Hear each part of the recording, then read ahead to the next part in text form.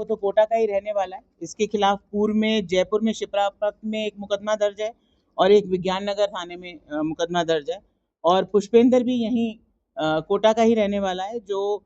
4/25 के एक मुकदमे में पहले इसका क्रिमिनल रिकॉर्ड है। साथ ही ये जो मेन आरोपी है आदित्य वर्मा,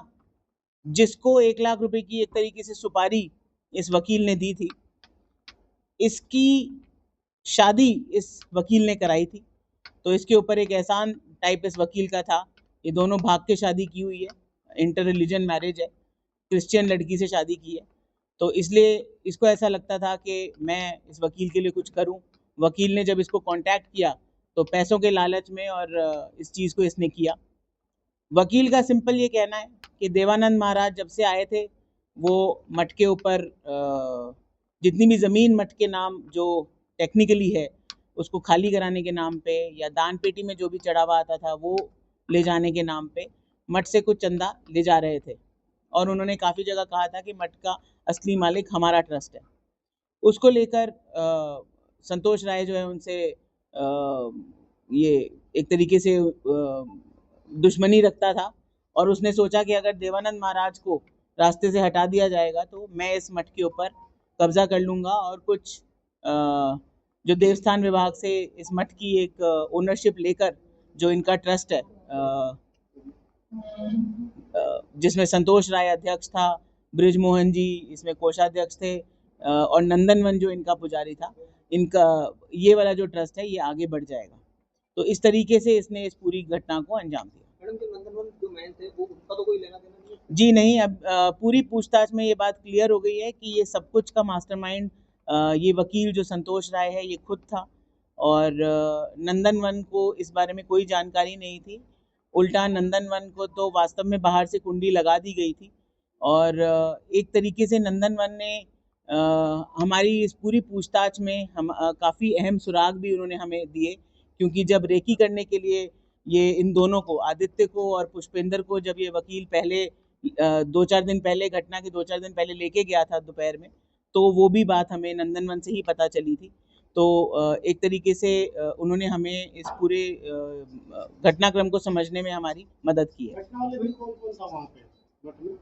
घटना वाले दिन मठ में नंदनवन अपने कमरे में सो रहे थे और महाराज देवानंद जी हैं वो अपने कमरे में सो रहे थे, और ये 4 लड़के 2 मोटरसाइकिलों पे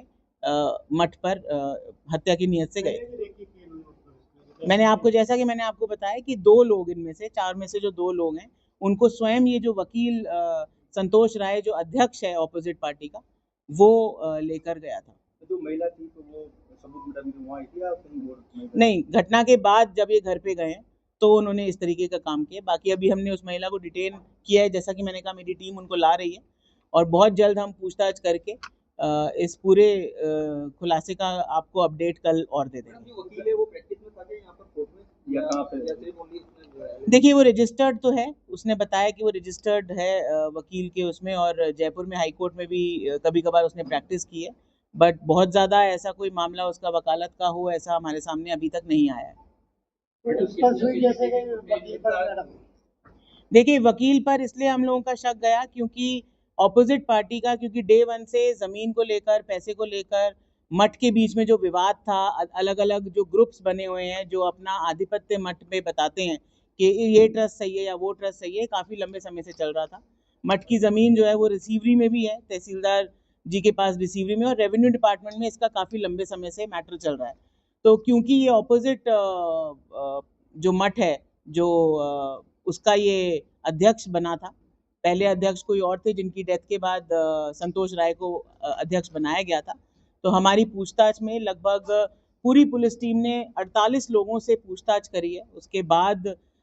जाकर हम लोग इस नतीजे पर पहुँचे, क्योंकि जंगल में ये मठ बना हुआ है, वहाँ पर ज़्यादा कोई टेक्निकल साक्ष्य या हमारे पास सीसीटीवी कैमरास का इतना ज़्यादा जो है रेडिली अवेलेबल नहीं था, इसीलिए भी पुलिस को थोड़ा समय लगा। बट निश्चित रूप से इसमें जो हमारी पूरी टीम है, और मैं स्पेशली इसमें बताना चाहूँगी जो हमारे प्रताप सिंह जी AGTF के सब इंस्पेक्टर हैं, Shivraj ASI, Arshad constable, Radheshyam constable, Jaipal constable, Jaideep head constable, Manish, Hanuman,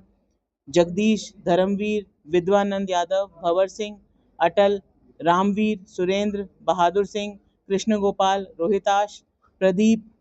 Shaukat, Parmeshwar, Jaivir, cyber cell के इंदर सिंह, सुरेश कुमार, अशोक सिंह, लक्ष्मण और सुनील, इन सब का बेहतरीन योगदान इसमें रहा है और जिसमें मुख्य भूमिका हमारे साइबर सेल की लक्ष्मण कांस्टेबल और सुनील चंदेल की रही है, जिसके लिए हम श्रीमान डीजीपी साहब के पास